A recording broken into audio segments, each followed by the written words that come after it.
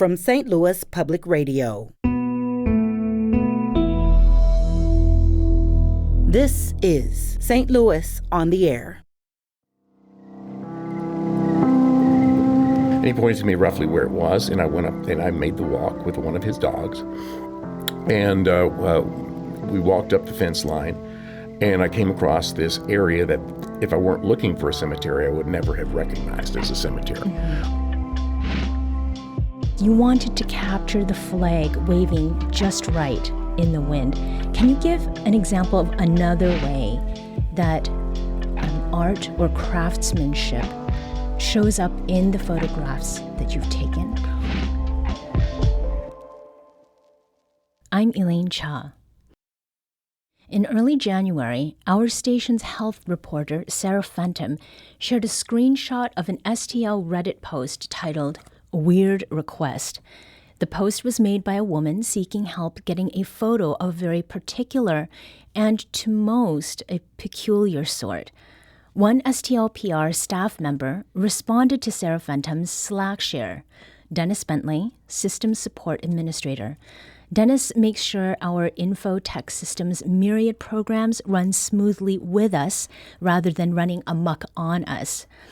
As it turned out, some other wholesome soul beat Dennis to the punch answering the Redditor's unusual ask, but it revealed something about Dennis that we might not have learned otherwise. He's an experienced headstone photographer. To give you more details about what that means and how it's done, we've got Dennis Bentley live in studio. And before we get started, I should also say that Dennis isn't just any IT worker. He's St. Louis Public Radio's award-winning Systems Support Administrator, an award given to him by our newsroom. Dennis, thank you for joining us today. Thank you for having me on. All right. What was that Reddit request? I saw that. It was what I considered just not unusual at all or weird. Mm-hmm. As I responded to that Slack message, I have an inbox full of similar requests for the same reasons. I think in this case, the person said that they lived in California or far away and could not personally see or attend the ceremony or see the burial, but they would love a photograph of the headstone, which to me didn't sound weird at all, and I said as much. And I agree, it's not that weird. Weird is in the eye of the beholder. Now, what or who first inspired you to take up headstone photography in the first place? Well, I didn't even know it was a thing. I started out, I moved here to Jefferson County 16, 17 years ago. I'd never been here before, never been, don't have any family there or anything like that. And I was getting to know the area a little better. And I was going out to all the noted conservation sites and trails and parks and things like that. And I usually drag my camera along. I had a good camera. And I was pretty much had used up all my photography on the places that were available to me. And I was in between things.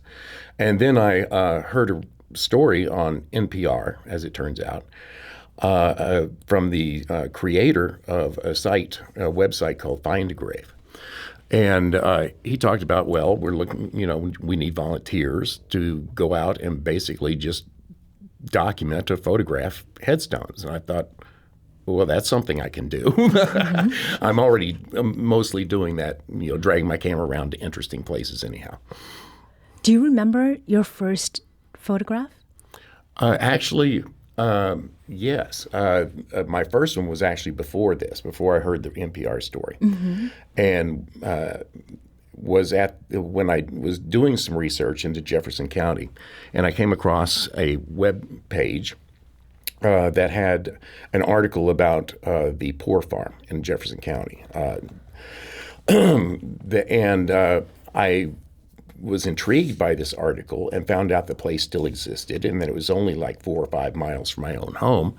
And I just got up one Saturday morning and, I contacted the Historical Society and they gave me all the directions and told me how to get there. But they also told me that that struck fear in the heart of an introvert that I would have to ask permission to get back there because they'd already portioned out the land. Okay. And so I got up one Saturday morning and went out there and knocked on this stranger's door at 9 o'clock in the morning on Saturday morning, and asked him and told him what I was going to do and what I wanted to do and all that. And he pointed to me roughly. He'd only lived there a few years, and he pointed to me roughly where it was. And I went up and I made the walk with one of his dogs, and we walked up the fence line. And I came across this area that if I weren't looking for a cemetery, I would never have recognized as a cemetery. Mm-hmm. There were never any established headstones, or as we know them, headstones. There were no markers. And is that associated then with the name of the place, Poor Farm? Yes. In fact, some of the buildings with the Poor Farm, from the Poor Farm days, which wrapped up in the 1930s, some of those buildings still exist, and this was across the road, and the county had sold off the land or most around it, and they had separated from the sale this little triangle of land up in the woods as being the area where the cemetery existed.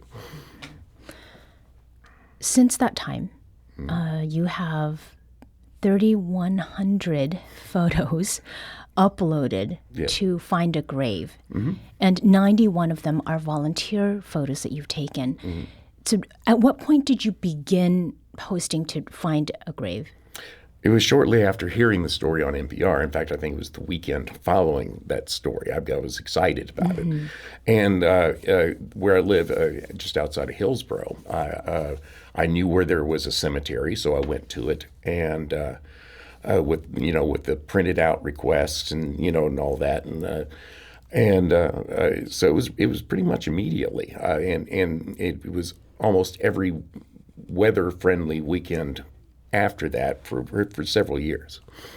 Walk us through your process. So first, can you tell us about the stuff you prepare before going out to take headstone photos? For instance, I do want to mention you yourself are a veteran, and you carry flags for decorating photos of military veterans' headstones. What else do you carry with you? I carry, and I didn't know originally, this fanny pack built itself over the course of years. What I learned to take with me was a bottle or two of water, especially if it's warm outside. A snack of some kind, even though I don't often do that. I do carry an American flag, small like you would see around Memorial Day. And in case a veteran's stone doesn't have one, I actually put it there for the photograph itself. I don't leave them there. I take it back out with me. I would say that there's one other thing that I do, one ritual that I do before I head out to these cemeteries, is I make sure to visit a restroom. Oh, that's very practical. Because as a rule, cemeteries generally don't have public facilities, but it's just something I've learned, and I've also learned to recognize where the nearest facility is. Okay, let's talk about some of the pictures themselves. One of your many photos shows a nicely engraved, well-kept headstone of a man who lived from 1900 to 1956. The stone sits underneath a very small handmade structure that has wooden legs supporting roofing shingles. And in front of that, there's a very springy bouquet of blue hydrangeas. Did the flowers in the structure attract your attention? Actually, yes. This is unusual and not unusual. I'm looking at the picture you're referring to. The structure itself, I don't see very often, but I do often see occasionally people will leave behind, or they will build something around a headstone. Solar lights are not unusual. items from that person's life. It's not unusual to see. I even have a photo of one headstone that actually has a full bottle, an airplane bottle of whiskey. Oh, yes, spirits for the spirits. The spirits for the spirit. And but this one I can't tell you a lot about. I don't know. But it's sort of unusual and not unusual at the same time. I understand it. I understand the thinking. They're trying to protect the headstone. But I doubt that the shingles will last as long as the headstone itself. Sure. What lasts these days anyway? Right. Well, is there anything that you bring with you sometimes? I did see on your FindAGrave profile something about flowers. Do you take flowers sometimes? I don't take flowers in. I have a general rule, and FindAGrave does not require oversight. In other words, I'm pretty much can do. You're a free agent. I'm a free agent. Okay. And I sign no contract. I don't have a boss. I don't have a territory, but I try not to actually physically touch the headstones, I try not to desecrate them whatsoever. And I think me putting flowers there could possibly be seen as, oh, we didn't want that. Sure. We're speaking now with Dennis Bentley, who is a hobby headstone photographer and also the systems and IT administrator here at St. Louis Public Radio. One last thing about the photos. Now, I understand that one of them that you took of a World War II veteran's headstone required 5 shots because you wanted to capture the flag waving just right in the wind. Can you give an example of another way that art or craftsmanship shows up in the photographs that you've taken? I've been a hobby photographer longer than I've been a hobby headstone photographer. I started taking pictures when I was in high school. So I've always been familiar or leaned towards the concepts of framing and rotational angle and light and all that, and shadow and reflection. And yes, there was this one that I wrote about that gave me some trouble. It was a windy day, and the flag kept obscuring the name on the headstone. And I ended up taking, sitting there patiently waiting for the wind to blow in the right direction. Well, like I said, I don't like to touch the headstones, but I couldn't. I was about to get angry with this flag for not getting out of the way, but finally it did, and I think the picture turned out fairly well.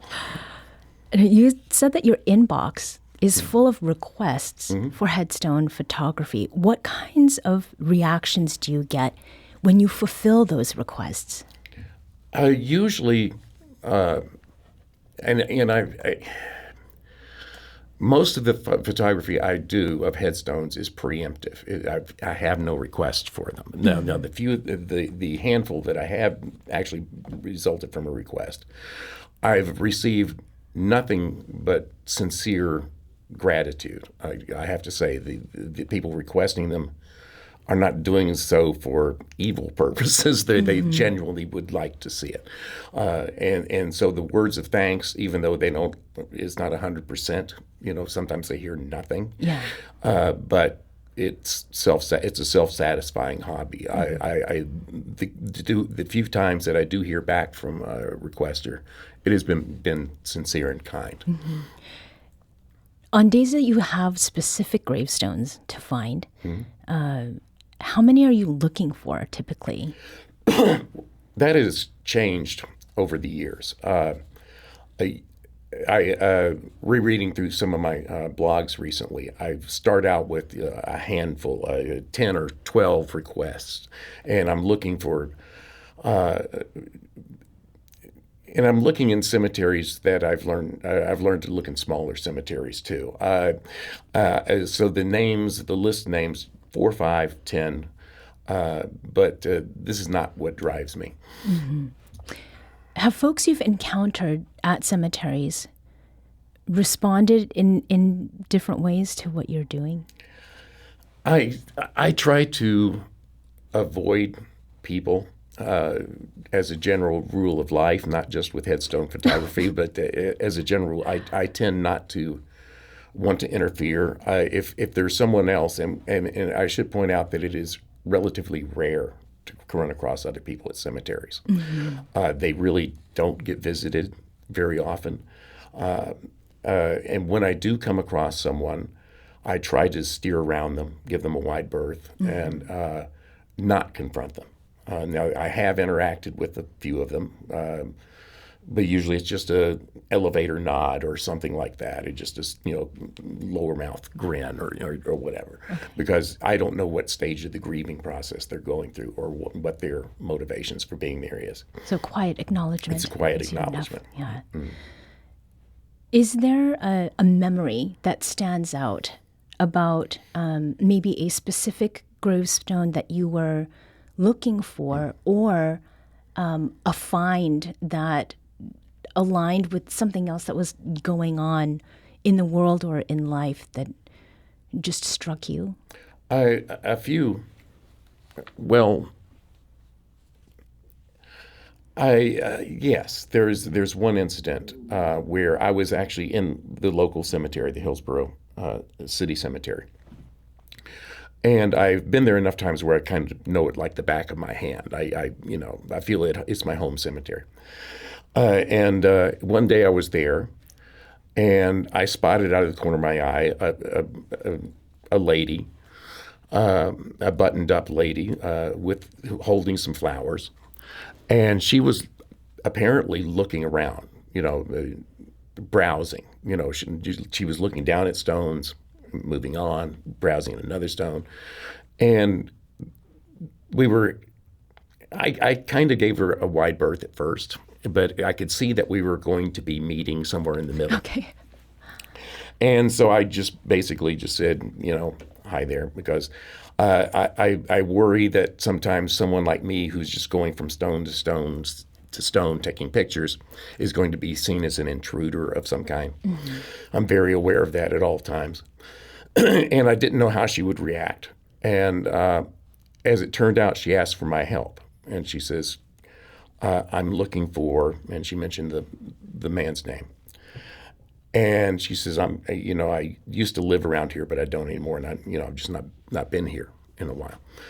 And I said, well, what can you tell me about the grave? And she says, well, he just passed away less than a year ago. They put his headstone down. She knows this. And she says, and I'm here because it's his birthday. And she says, even though he was not my son, I know his parents and keep in touch with them, but they live in California now also.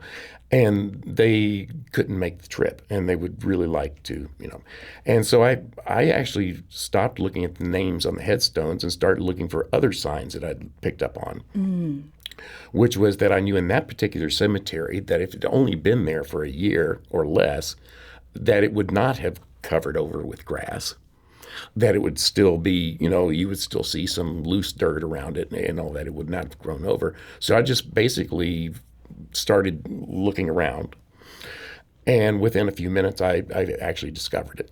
Some detective work there. Well, yeah, a lot of it is, yes. What have you learned about these cemeteries and how these spaces change over time? I have learned quite a bit.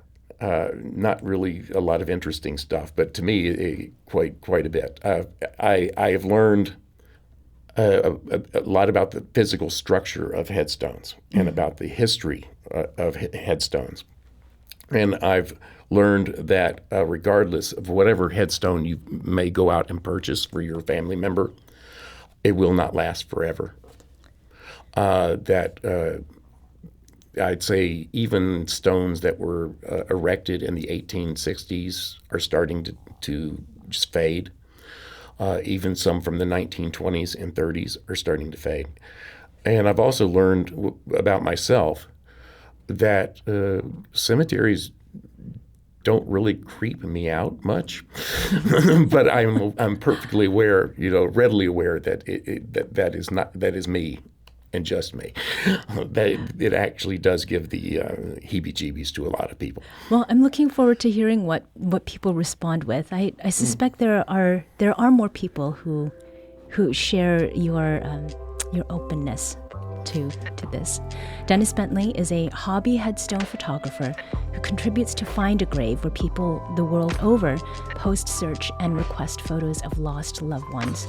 His day job is keeping St. Louis Public Radio's IT in order as our station's beloved systems support administrator. Thank you for this treat, Dennis. Well, thank you.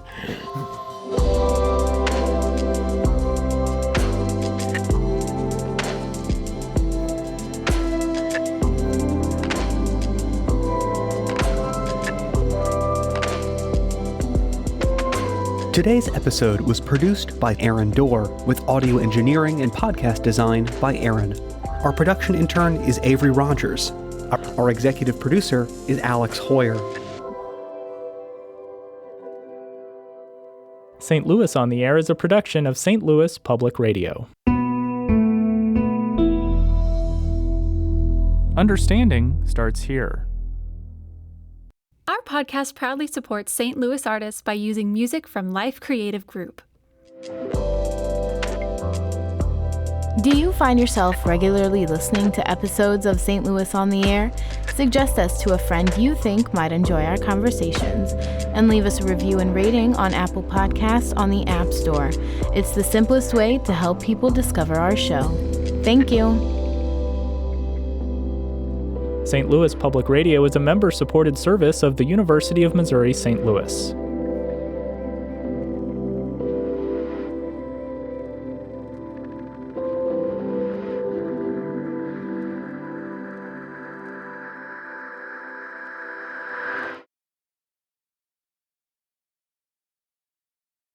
Support comes from the Missouri Forest Products Association, saluting Earth Day on April 22nd with an ongoing commitment to help offset carbon emissions with sustainable harvesting of Missouri forests. Details at choosewood.com.